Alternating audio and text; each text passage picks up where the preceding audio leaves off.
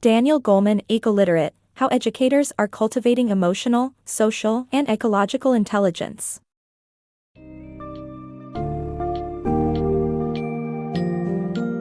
Ecoliterate takes a deep dive into the necessity of understanding and empathizing with ecological systems, pushing the idea of ecoliteracy as an essential teaching and community practice.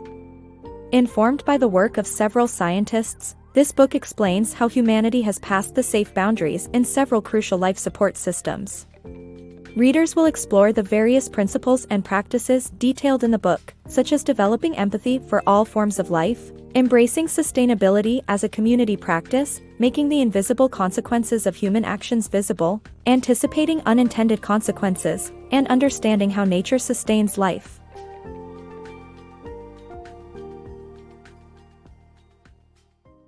Ecoliteracy, Understanding Our Life Support Systems. In his book, Johan Rockström defined 9 life support systems essential for human survival. We have already passed safe boundaries in many categories, but there is still hope. Ecoliteracy is the key to making necessary changes in biodiversity, nitrogen cycle, and climate change. This concept is similar to multiple and emotional intelligences as it promotes the understanding and empathy towards ecological systems. Ecoliteracy needs to be adopted as a teaching and community practice to ensure human survival. Communities represent a core pattern of organization for surviving over time. Principles of Ecoliteracy. The book emphasizes 5 principles of ecoliteracy that educators can teach to raise awareness about the environment. Ecoliteracy is composed of several interrelated strands that aim to assist individuals in developing empathy, sustainability as a community practice, making the invisible visible, anticipating unintended consequences, and understanding how nature sustains life. The first principle teaches students to build empathy for all forms of life by cultivating care and compassion for animals and plants. Teachers can achieve this by including plants and animals in the classroom or by having students visit animal rescue centers. The second principle emphasizes that every organism, including humans, exists as part of a community and depend on each other. Therefore, sustainability should be a community practice that values the common good and seeks to make life better for everyone. The third principle encourages students to see the visible and invisible consequences of their actions, understanding the relationship between different systems, and how they interact with one another. The fourth principle cautions individuals to predict the unintended consequences of their actions while recognizing that some environmental damage may result from human behavior.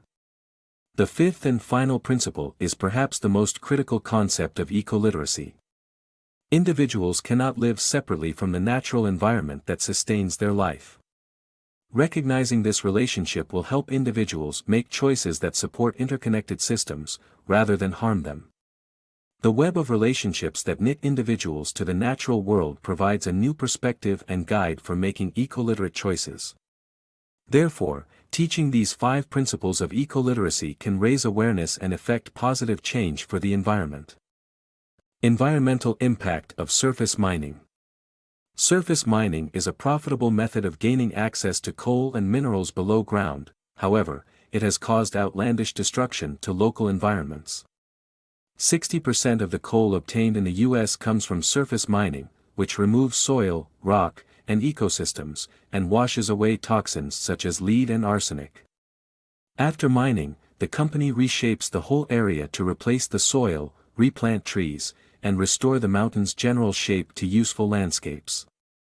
Surface mining has already destroyed 500 mountaintops, thousands of miles of streams, and 1 million acres of forests.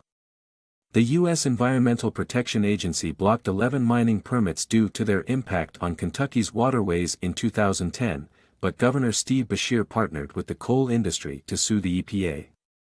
A small group of people spoke with the governor and occupied the Capitol building for a weekend, hoping to cease surface mining, though their heartfelt stories educated the other citizens instead.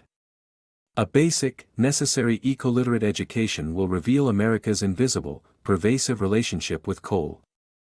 Although 45% of U.S. electricity comes from coal, most people don't know where the power originates. A South Carolina history teacher designed a course to clarify the widespread implications of coal. His students explored coal mining sites, coal processing plants, and ecosystems but found that the water at their retreat center was tainted and could not be used. Instructors interested in a similar course can use the application, "What's my connection to mountaintop removal?" or show the film The Last Mountain to create awareness about coal's impact on the environment. Impacts of oil drilling on Arctic indigenous people and youth-led environmental conservation efforts. The process of extracting oil from the protected area like the Arctic National Wildlife Refuge has direct consequences on the indigenous people, particularly the Gwich'in, whose food and culture depend on the porcupine caribou that migrate through the region. Despite the money generated by oil drilling, the Gwich'in have refused it and worked to obtain their entire tribal land claim instead.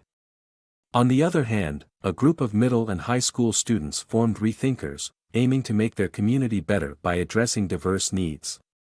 The Rethinkers started with small tasks to fix issues in their school system, such as installing sinks and promoting energy conservation after the Deepwater Horizon spill highlighted the need to reduce energy use. Overall, the journey towards environmental conservation and protection requires compassion towards other forms of life. War over water. Think again. Water, an essential commodity for daily life, farming, and power generation, is becoming increasingly scarce due to three trends: human population growth, developing economies, and a changing climate. The UN predicts that 2/3 of the global population will live in water-stressed conditions by 2025, leading to a recipe for disaster and violence. However, Aaron Wolf, an Oregon State University geography professor, challenges the notion that wars would be fought over water. His research into all known conflicts between nations where water was a driving factor reveals that no wars have been fought over water, except for one that happened over 4,500 years ago. Wolf's Four Worlds model, which addresses humanity's coexisting physical, emotional, knowing, and spiritual sides, has been essential to his successful mediation work in international water disputes. The book also highlights the importance of ecological sensibility in how everyday actions, such as those in energy, agriculture, industry, commerce, and transportation, can threaten the well-being of the earth. Initiatives like students and teachers restoring a watershed, straw, try to inspire a shift in perspective towards natural habitats working, and how destructive human activity can be repaired. Inequities in food and education. In 2007, New Mexico was ranked the worst state in the U.S. in providing reliable access to food, while also having high obesity and diabetes rates. La Semilla Food Center initiated a community garden project to combat industrialized agriculture and provide healthy, local produce. In Oakland, life expectancies differ greatly depending on the zip code, with poorer communities having fewer supermarkets and lower life expectancies. The Oakland Unified School District is implementing systemic solutions to address nutrition and building community kitchens and farms. The book promotes an education model that emphasizes emotional, social, and ecological intelligence. Ecoliteracy Learning Circle.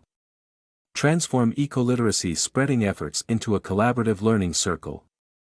Establish shared goals and norms to guide the group's practice.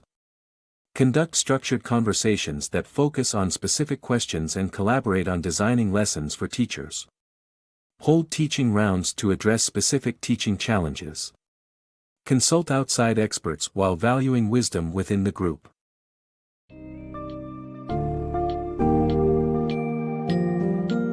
Ecoliteracy offers valuable insights and strategies in cultivating empathy, embracing sustainability, and comprehending our connection to the natural world. By incorporating these ideas into educational practices, communities can foster informed action and positive behavior that aims to preserve our planet for future generations.